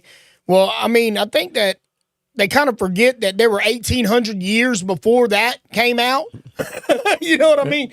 These weren't the songs that Paul was singing, right? You know what I mean? These are old hymns, and they're great old hymns, but I believe the reason that those songs were written in the way that they were is because that's the type of music people were listening to at that time, and it reached those people. So for us today to have the opportunity to bring God, Christ, into these other genres that the world loved to hear, I think is just one of the best possible ways to reach people, and I absolutely love it, man. we I appreciate missionary that we work with, they're in Branson now at the Glory Barn, but Rusty Owens, they're really cool people. We'll have to get them on here when they come back down, but he was at church one time, and they're old rock and roll musicians. And That's all, me, man. But they were playing, and this lady came up to them, and she said, "I just want you to know I am sick of this crap. I want something old." But they wrote a song based on the Song of Miriam. And just, they were playing, and he said, "Ma'am, we can't get much older than this. This goes back to Exodus. It was the words from the Song of Miriam, Exodus, but they just had, she was thinking, some chords on a piano." Yeah, and understand that Amazing Grace was originally a bar tune. The music part of it was, it was an old ancient bar tune, and I can tell people all the time, they're like, Christian blues, that's an oxymoron. I'm like, read the Psalms, man. Yeah. There's a whole chapter in the Bible called Lamentation. Yeah. I mean, it's like, come on. Most of the Bible is the blues. Well, it's what we're used to, because, I grew up, listening to, when I say rock, it'd be more like country, like Leonard Skinner, Marshall Tucker Band, the band and all that. But I was a country music guy, so that's the kind of music I like. So the rap doesn't appeal to me. Yeah. You know what I'm saying? I support like Jimmy Hunt and all, but if you say, "Hey, we're having this rap concert," unless I have to go, I probably ain't going. But if it was, that's just not my type of music that I enjoy. But that I'm for it if it reaches people for Christ. But that's just not my cup of tea. But Years ago, I went and saw One Bad Pig in the 77s. I don't know if you've ever heard of them, but it's Christian heavy metal. I mean, it's like death metal kind of style. My wife looked at me and went, "No, never again." well, just that name. So how often? I know with everything going on with your life, you don't get to play like you used to. But how many? I don't gigs? travel as much as I used to. We still play a good bit. We lost Don during COVID. I lost several venues in COVID. The video he was playing was at Dickey's down in Richland. They closed that venue down over the COVID break just because couldn't keep it open. I still play a good bit. Do car shows, bike rallies. Occasionally a church will go, maybe we can risk it. Not many are willing to risk it. But Well, for you occasionally churches that are listening, I can vouch because you've been to our church. Of course, it was Celebrate Recovery, but you not only played music, but you also shared. And I've really kind of pivoted more to preaching lately. Not that I don't do music, because I still do music every day. I mean, I'm a guitar player. That's what I am. I became an engineer to support my habit as a guitar player. So, I mean, that's what I do. But God has really, in the last few years, asked me to do more speaking and less, not less music, but just in lieu of as much music. I'm not a car guy, but you used to build. I built a race car. I built a dragster. Did you race as well, or did you just? We raced. I grew up racing sports cars. I had an MGB that I raced. And I raced motorcycles. Like I said, I quit counting at 32 broken bones. Most of those were not motorcycles, but a lot of them were. At 26, I tore the palms out of both hands practicing double and triple jumps. And my wife looked at me and went, "You're old, quit." So she made me quit racing motorcycles. Well, not the motorcycles, but the car. Aubrey's a big car guy, so y'all can. And I tell you, the service station in Pelahatchie, for the folks over there, the Bible study there, 5:30 on Tuesday nights. If you want a great Bible study, that's a wonderful place to go. And well, they all love when you come and teach. So they're lying. But I know when y'all are there, y'all are all talking about your dream car and if you could rebuild this, or are you working on any car right now? Any kind of? I'm working on a grill right now. A grill? It's one of those things I told my wife, I'm going to build me a smoker and a Santa Maria grill and a trailer, because if it doesn't run, no one cares. So, yeah, holy smoke. Well, look, Damon, do we have anything? I know we've just been talking. Man, we've got some stuff here, man. If you guys are interested in finding out more about Stephen, man, you can go right over here to all61.com. And you can see if you're interested in purchasing his book, man, Leave a Legacy: The Music and Math of Life. You can get that right here from his homepage. That'll be the very first. It takes you to Amazon. It'll bring you to the Amazon. Yeah, obviously.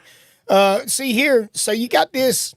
You got this Hall of Fame certificate in 2014. Yeah, a long time ago now. I bet that was a powerful experience, wasn't it? It was surreal. I never consider myself a great musician. I've been blessed to hang out with some of the best in the world. When you're sitting there with Will McFarlane, who played with Bonnie Raitt, Jackson Brown, the Pointer Sisters, Elton John, gold albums on his wall. I mean, this is rare air for him. I mean, that's a buddy of mine. Glenn Kaiser, who was with the Resurrection Band, who is a master. I mean, a master musician, is kind of the guy who created the genre of Christian rock and roll, and his partner in that, they've kind of pivoted off and did blues with Kaiser and Manfield and Howard. And Larry Howard became a great friend of mine, and Larry passed away a few years ago. Larry, another one, he had a band called Grinder Switch back in the 70s, who toured with Leonard Skinner. And, wow. The guys I've been able to play with, Harley Lamoureux. First time at Harley Lamoureux, we were playing down in Daytona. And I knew Harley was going to come on stage with us. Didn't know exactly when. And Lanny, my drummer that's passed away, was behind me, and Joe Sesta, my bass player, and I had another kid playing keyboards with us, Brian. And we're sitting there playing along, and here comes Harley. Harley's about 6'6". He couldn't have been more than 140 pounds, 150 pounds. I mean, he's just skinny fella. Big, tall guy. He comes walking up on stage, and he's got what looks like a bandolero with 9mm clips. And he makes a beeline straight past me and walks straight to the front of the drums. And Lanny is just picking up speed. You know what I mean? He's like, I don't know what's happening here. Because, I mean, it looks like this guy's strapped up, ready coming at him. And he looks at him and gets Bill Green goes, what key we in? And Lanny's like, I don't have a clue. But hey, he turned his amp on, and I told him, you know, we played with Harley all over the U.S. He was with Charlie Daniels Band. I got a Charlie Daniels Band song in my set, and I forgot the words when he was up there. It's like, you know, here's a guy who hears it every night, and I'm trying to cover it. It's like, oh man, you know. But you know, guys like that are just rare air, and to be able to hang out with them and play alongside them on stage was just a blessing, you know. And for these guys, Johnny Mannion, another great guitar player who nominated me for this, and Don Overby, the promoter who was in the Promoters Hall of Fame, you know, said, hey, this guy needs to be in there. And I don't know why. I don't know why me. I mean, I'm blessed. Amen. Yeah. Let's talk about the store real quick. Do you have some merch over here on the store? Nah, I don't. It's old. I really don't. I mean, I used to build these Roots guitars, make them out of license plates and cigar boxes and stuff, and I play those. It got to the point. Check that out, man.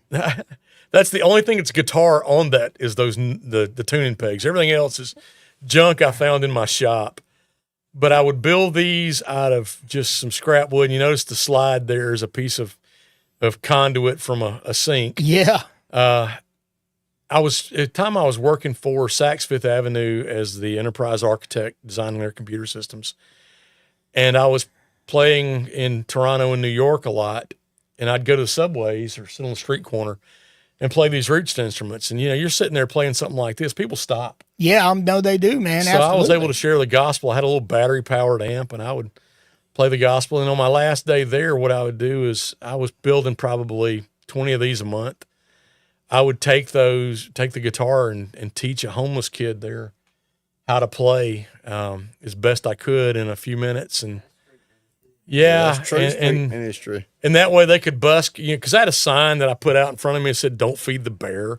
You know? That's great, man. Yeah, Yeah, but just great. a way to help homeless kids out up there. In your schedule, man, you have anything coming up?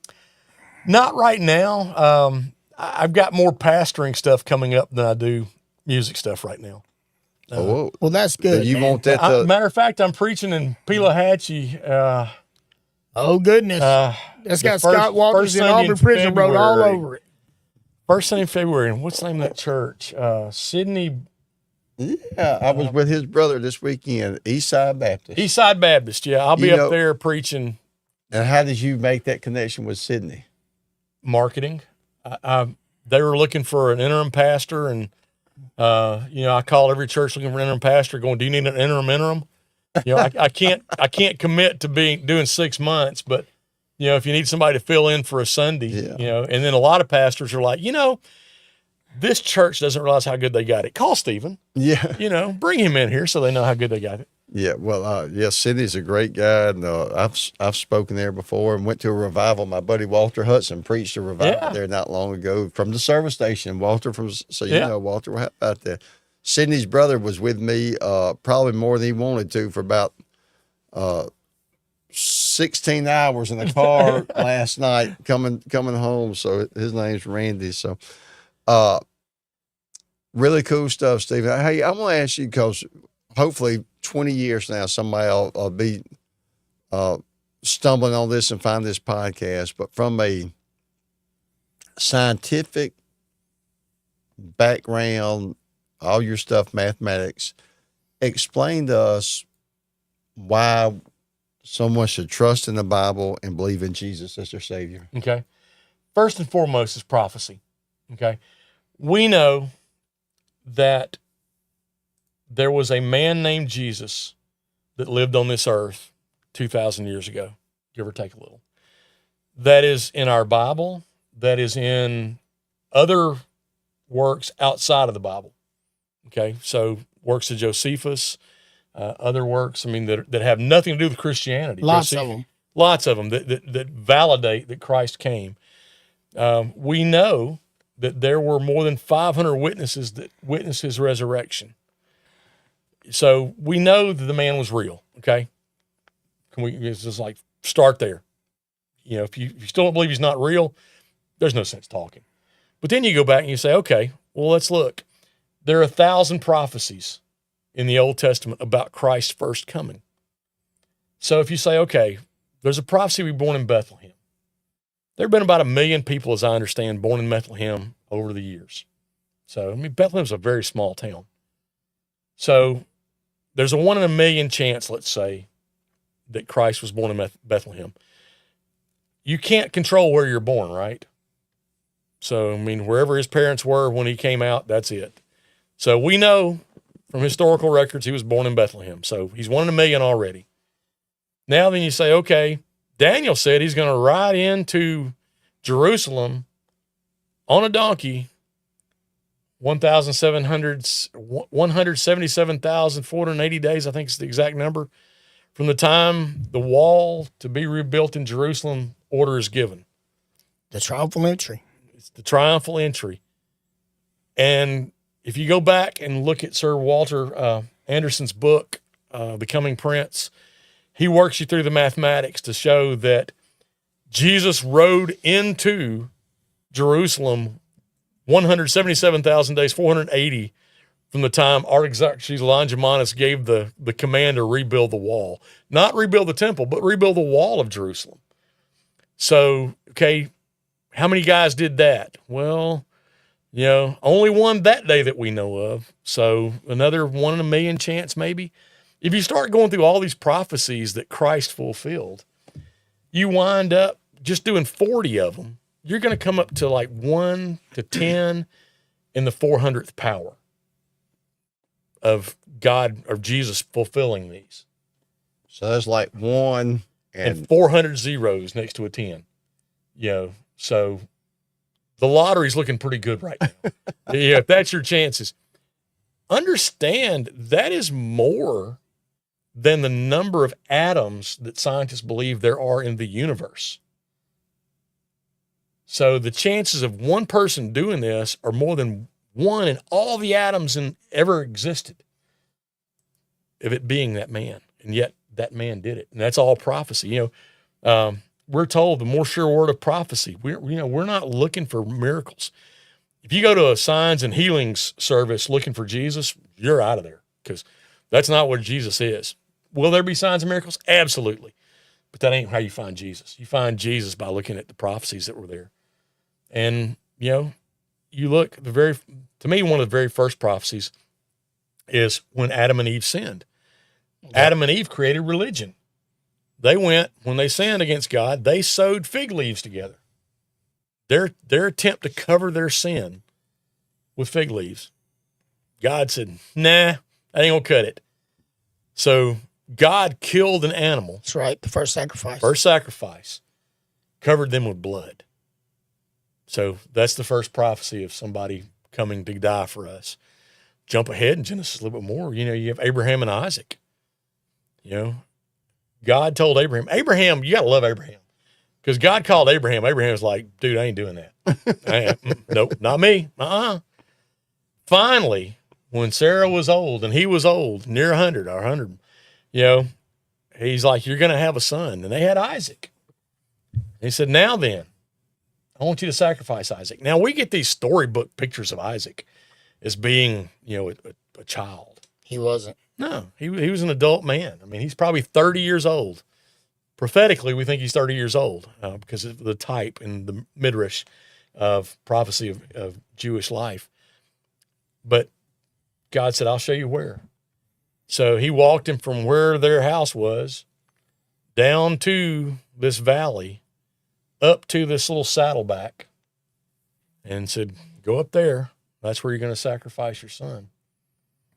And so, you know, Very important too is that was the same place where David sacrificed at the on the threshing floor of Ornan the Jebusite. You see what I mean? well, Mount Moriah. and Mount Same Moriah is spot. what we now call Golgotha. It's the same exact spot. So, you know, the Jewish mind of prophecy is, it's not prediction fulfillment. That's the Greek mind. That's the mind we think of nowadays. The Jewish mind is pattern. So, you know, Abraham sacrificing Isaac is the pattern of God sacrificing Jesus. And what Damien referenced that story, because David, the guy said, Damien, because when he was going to give it, he says, no, No. it costs something, and it's very significant. That's When exactly he says, right. Yeah. I don't want it as a gift. There was a price that's got to be paid, and then you fast forward to Jesus. Yeah. You know, And back up here a second. What's the most famous verse in the Bible? John John 3:16. 3:16. What does it say? For God so So loved the world, he gave his only begotten son, whoever believes in him should not perish but have everlasting life. Where's the first place the word love is used in the Bible? Is at that place where Isaac, the first time love is used is Isaac's love, or Jacob's love of Isaac, or Abraham's love of Isaac. Gotcha. So, and that's very important in the Bible. The place something's mentioned first always carries significance. Yes, sir. And Still so all for- first mention. Yeah. So when the first place it shows up is in the Old Testament with Abraham, sacrificing his son, it will happen. It did happen. I think important too is that who carried the wood for the burnt sacrifice up the mountain? Right. Yeah. Isaac carried it. did. Yeah. Isaac did. On the same mountain that so many years later, Jesus would carry his own sacrificial wood up the mountain as well. I mean, the picture is so beautiful. It's the most clear-cut picture all the way down to the ram's head being caught in the thorns. Yeah. And that's the midrash model of Jewish prophecy. You see that? Explain to the viewers what the midrash is. It's like I said, It's not on your back. you talk about prediction fulfillment. That's what we think of when we think of prophecy. But the Jewish mind, they look at models, types. That's right. So you have Abraham and Isaac being a pattern of the father and the son in the sacrifice. You've got the idea of the Jewish wedding being a model of the church. That's right. So you see all these ways, and it's the pattern of how it works, not just prophecy, prediction fulfillment. So you're really looking at what is the pattern that was set up, and that's the midrash model. And what is the midrash? Explain to people that is that just It's just that's the term for the model. The model. Yeah. It's, okay. that they call it, that's their prophecy. They call it a midrash. The shadow of those things which are to come. And when we think, Tina's saying foreshadowing, when we say prophecy, people think about looking in the crystal ball and 2028, on this date, this is going to happen. So, and that's how you can know the Bible is real. Yes. Realize the Old Testament was written over a 2,000-year period, approximately 400 or 500 years before Christ was born, right? You hear about the silent period in the Bible. It's not silent. It was written in Daniel. Daniel outlined exactly what was going to happen between the Old and New Testament. But it was translated into Greek 300 years before Christ was born. And we have copies of that. I mean, that's not something that's trivial, because The Septuagint. because the Greek is much more precise. And people say, well, it says a virgin birth. It just means a young child's birth. Well, hang on a second. No, it does If not. you go back to the Septuagint and look at what the Greek says, it is virgin birth. That's right. And so God refined the Hebrew into Greek 300 years before Christ was born, just to prove in two different languages. And the Greeks had there was no value in them translating the Hebrew into Greek. Just the the Caesar at that time wanted the people to have their Bible in their language, because Greek was the common language, not Hebrew. Kind of like a Catholic speaking, Latin today. They don't speak Latin. So, we know those prophecies were set in stone at least 300 years before Christ was born. So no way he could come back later and try to rewrite prophecies around himself. So you want to know how it's true? Prophecy. What would you recommend to someone that's beginning their journey with Jesus as far as study habits or Bible reading plan? Or I personally like linear progress. I feel like God put the Bible together in an order that he wants us to read it in. So if you're looking at Revelation, I start at Revelation 1 and go to Revelation 22. If I'm looking at Genesis 1, I start at Genesis 1. Psalms 1, go straight through. I like that method myself. Is that the right way? I don't know. I don't have a clue. It's just how my pea brain thinks. I mean, I've got ADD. I'm bouncing all over the place. So if I had a young Christian that wanted to start studying the Bible, I would start them in Revelation. I think Revelation is probably the most important book of the Bible, because it's the only one Jesus wrote himself. I mean, it's, if you go read the first of Revelation, it says the revelation that God gave to the Son, who then handed it to John to signify, put into signs for us. And then I'd go to Genesis, and then I'd start from Genesis and work my way through, and everything in the Bible, every detail of the Bible is there for a reason. There's nothing that you can find in the Bible that there's not a reason it's not there. Do I know all the reasons? Absolutely not. I got a clue on some of them. But I feel like that, the Hebrew,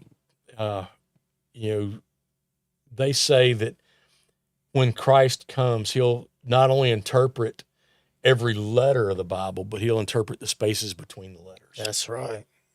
And so. Well, I think that's what's cool when you have people, because I always, I didn't grow up in church and trying to read the Bible, but I remember years ago we were on a mission trip and the guy was an amateur carpenter. He had built a scale of the temple, and you could walk out in his backyard, but he explained that every part of the temple and the all the things and what it meant. I remember thinking, wow. So when I read something I don't understand, I think I don't understand it, but there's somebody that does, and when they teach it, it opens up. It's like, wow, that's amazing that, like you said, God's got it in there all for a reason. You said you was going to write a book on the first 3 chapters of Revelation. Why do you think that's important, and why that? First chapter, because it leads you into the book. Okay, that's kind of the preamble. So the real reason, though, is for chapters 2 and 3. Chapter 2 and 3 were written by Jesus to 7 churches in Asia Minor, what we now call Turkey. These were real churches with real problems, and Jesus addresses those real problems. I mean, there's hundreds of churches probably at that time he could have written to, but he didn't. He chose these 7 because of these problems. Then he tells everybody, he that has an ear, let him hear what was written to the churches. So all these letters were shared among all 7 churches.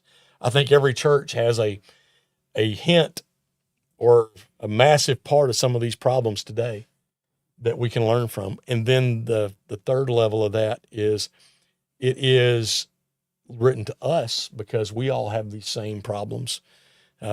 Every one of these church problems is internal problems to Stephen King, so I'm just as guilty as any church written to.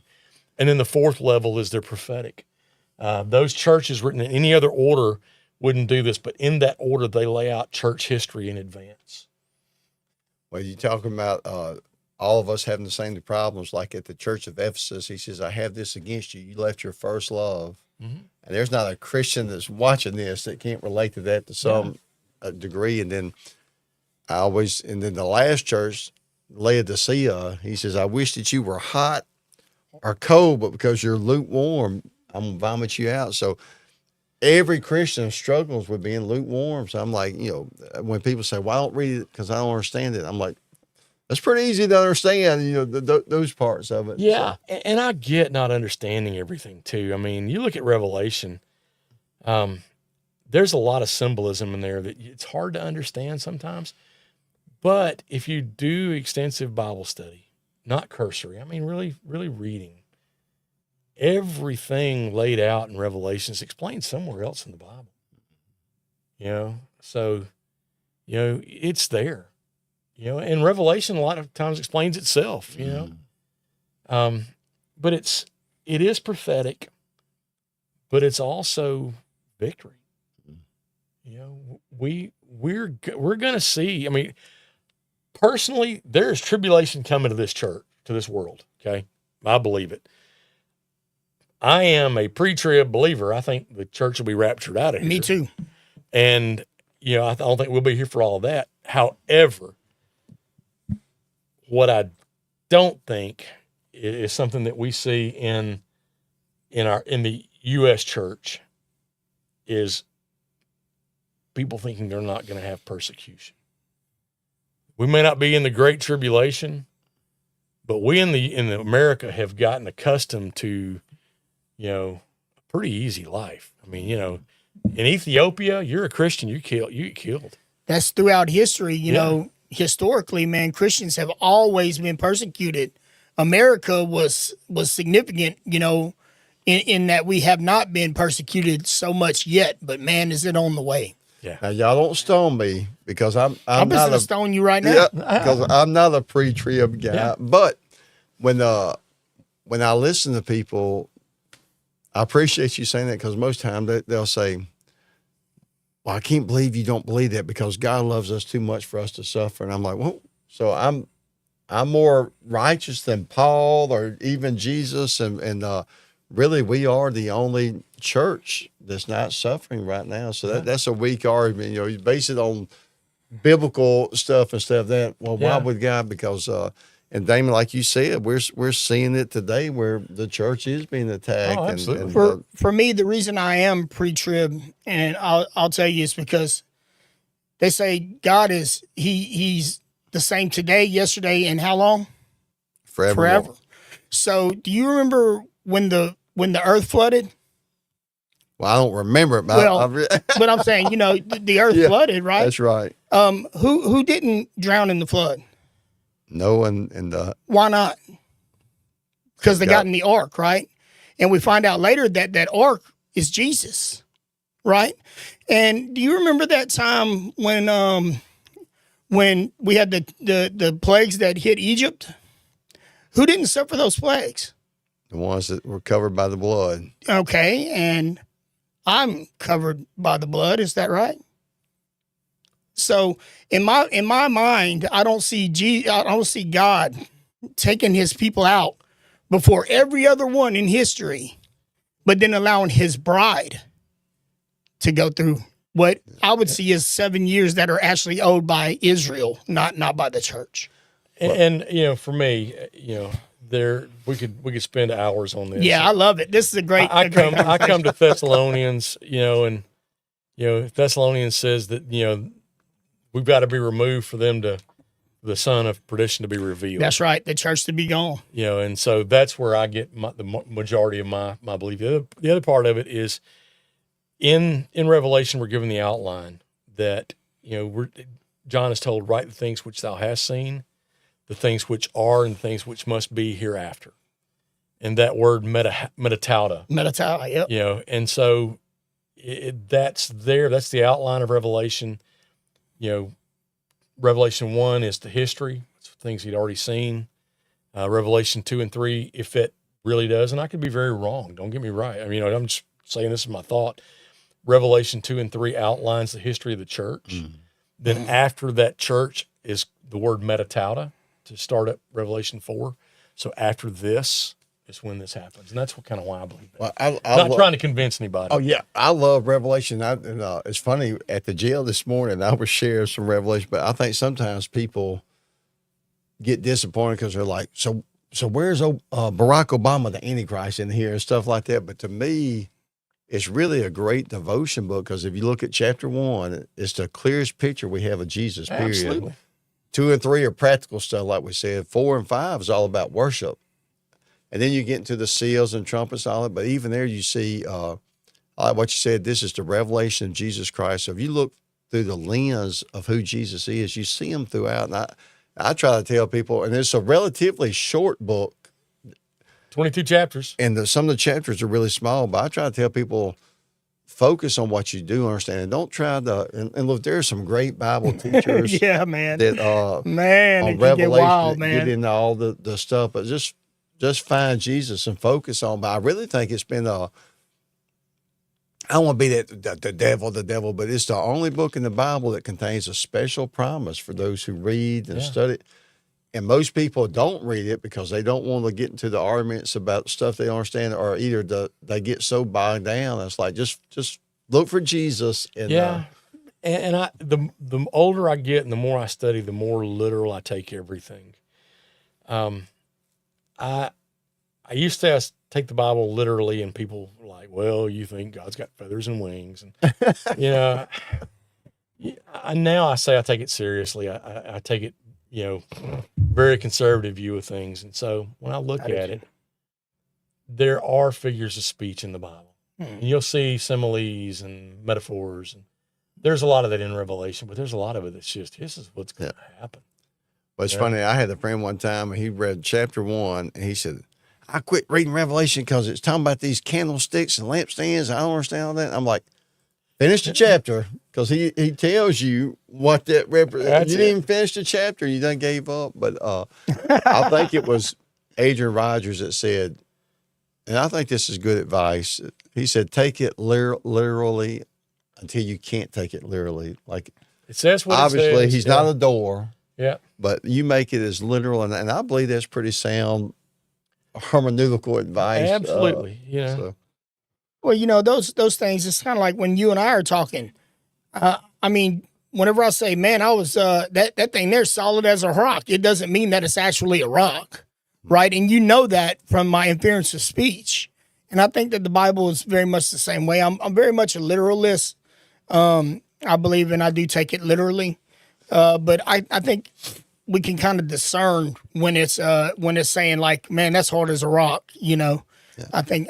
Well, think about the nuances in language. I was talking about how hard it is to learn Spanish, and I had a Hispanic brother that was talking about how we use the word fly. Are you talking about speeding down the road? Yeah. Are you talking about an airplane? Are you talking about a bug that lands on you? Or are you talking about your zipper? Or you had your Red Bull? Yeah. You got your wings or what, Jack? Are your flies open? And now young people, when you look good, you're dressed up nice, they say, man, you fly. Yeah. No. So, but we understand the nuances of that. And I think, the Bible was obviously written in Greek and Hebrew, and the nuances of those languages. We miss out. I know you was talking about that.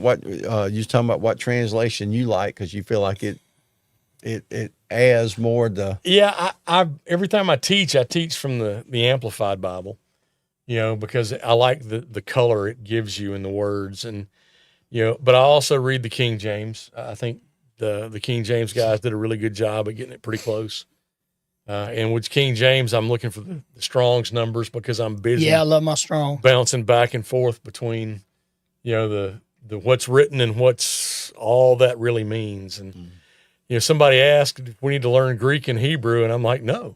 I asked you. Yeah, is it you that asked me that? Yeah, I asked him the other day if he'd ever try to learn Greek, and he said no. And then he said, well, here's why. And he brought out his little, I guess it's an iPad. It's an iPad, yeah. Had all the Greek words. And he said, why would I go to school to learn Greek when I got right here on my computer? Yeah. I don't know it perfectly, but I can get my way around, I mean, and there are a lot of people who say when you say a literal translation, they think you mean that every word. They think in an English way, right? Right, Stephen? Yeah. They think of literal as we speak in English, but let's just say Genesis was written and it was translated literally. It wouldn't say the birds of the air or the fish of the sea. He would say the flyers that fly and the swimmers that swim, right? Because they didn't think like we think. Yeah, like if I hold up this pen and I say, it's described this pen, Scott, you would say, well, that's a blue pen. The Hebrews wouldn't have thought like that. They would have said a writer that writes, right? They looked at it for its use, not how it looks. And so in order for us to understand any of it, it can't be exactly word for word literal, but Well, we were in Mexico one time, and this guy was sharing, and he said, yeah, Scott taught me to come here, and it's such a blessing, but I wanted to kill him. And the translator was like, no. no. And, we say, but he literally, translating that was like, and he's like, and the guy's like, why? He said, I can't say that. And he's like, why? But it was literally like, Yeah. he really wanted to kill me, but we say that. Was a sign language person like this? Yeah. Yeah. But that was like an expression. So, well, Damon, do we have anything that we need to wind this up with? Man, we need to wind this up by going to get something to eat, son. I'm We're starving. going to feed you well. I got to get back to work. I'm sorry. I Oh, was in the office at 8 last night. I did a 13-hour day yesterday. I got to do another Well, one you today. know what?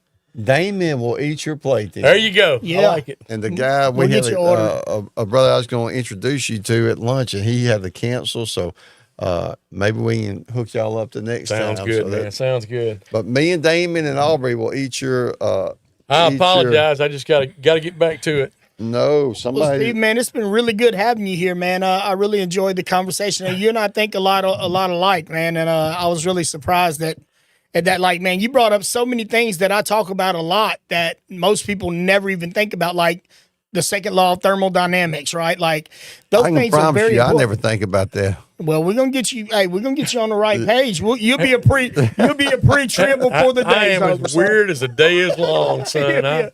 You'll be a pre-trip Yeah. before the day's over. With. I've got, you look at my background, man, it is all over the place. So Amen. Well, I really, like I said, I appreciate you coming from that intellectual standpoint because there are analytical standpoint, not Analytical. intellectual. I'm not smart. because a lot of people do think that well that's for dumb people or blind faith and No, man. so I really appreciate and I enjoyed listening to you.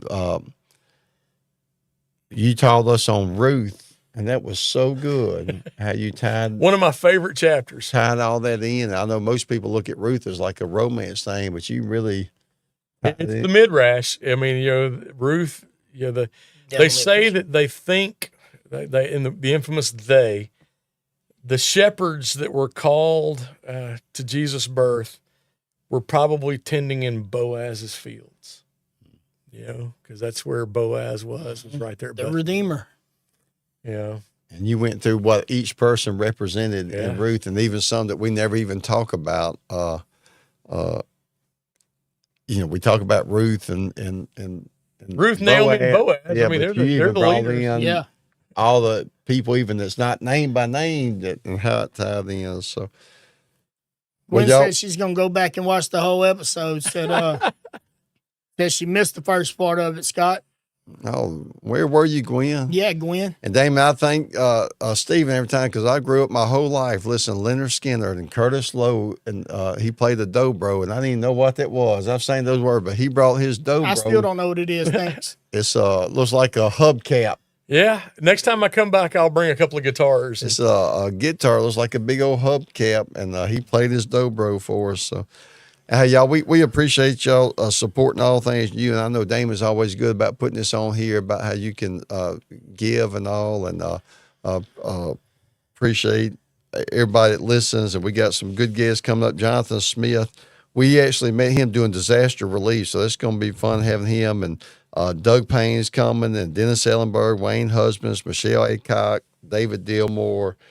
In the future, we got Preston Dozier from Texas coming, and Hayes Patrick, Bobby Carter, Jeff Johnson. So we got some good guests, and Damon can tell you how to go back. And Damon, this is on YouTube, Spotify, Apple, Rumble, Tumble, Mumble, Yeah, it's Stumble. pretty much everywhere now that we've incorporated Rumble. Just want to say a big shout out to the folks who have been watching on Rumble today, man. Listen, we really appreciate you guys on Rumble. If you guys would, please hit that follow button down there for us, man. We are trying to build a little bit of a channel there. And for you guys who just like to listen and you don't have time to watch, listen, wherever you find your podcast, wherever that is. I don't care if it's Spotify, iHeartRadio, Boom Share. It doesn't matter where it is. Just go on there and search for All Things New Podcast. Be sure to put the Revelation quote behind it, and we should come straight up. You'll see our same logo there. You guys go like, follow, subscribe, share. Help us get the word out. If you enjoy these Christian conversations, help us bring it to other people, and you do that by hitting the share button right down below. And we appreciate every single one of you guys. Amen. And Damon, the more that they like and comment and share, it does something to the algorithms. Set fire to the algorithm, baby. Well, what was that last one you said? Boom box. Don't you worry about that, Scott. Hey, I need to subscribe to that. Make me sound boom, whatever that one was. Boom share and boom play. Yeah, boom share. I'm gonna MX. We're on MX Player. We're on all of them. You name it, we're on there. Well, you're gonna have to teach me how to get on boom share. We'll get you shared out, bud. Well, Good deal. Would you do us the honor and close us out in prayer? Absolutely. My Lord and my God, thank you. Thank you for being a kind and a loving God. Even when we ask why and we're not looking for answers, God, you're there and you understand us. You've heard it from David, who is a man you loved. And, God, thank you for loving me that same way. There have been times my knees have been bloody from sitting on the floor crying, Father. But you still love me. You still held me. God, I pray for the people that were listening today that, something I said may have touched them, may have impacted them. If they got questions, Lord, to reach out. This ministry is incredible. Some great leaders here, Father. And, it's a great place to start and getting your questions answered. Support this ministry, Lord. Help them grow it. Help them reach the lives of people that are either in the incarcerated church or dealing with recovery or just through their daily life, Father. God, be with us. Help us. Lead us and guide us, Father. In your precious and holy name I pray. Amen. Amen. God bless y'all. Till next Thank y'all week, for having man. me. Y'all stay prayed up.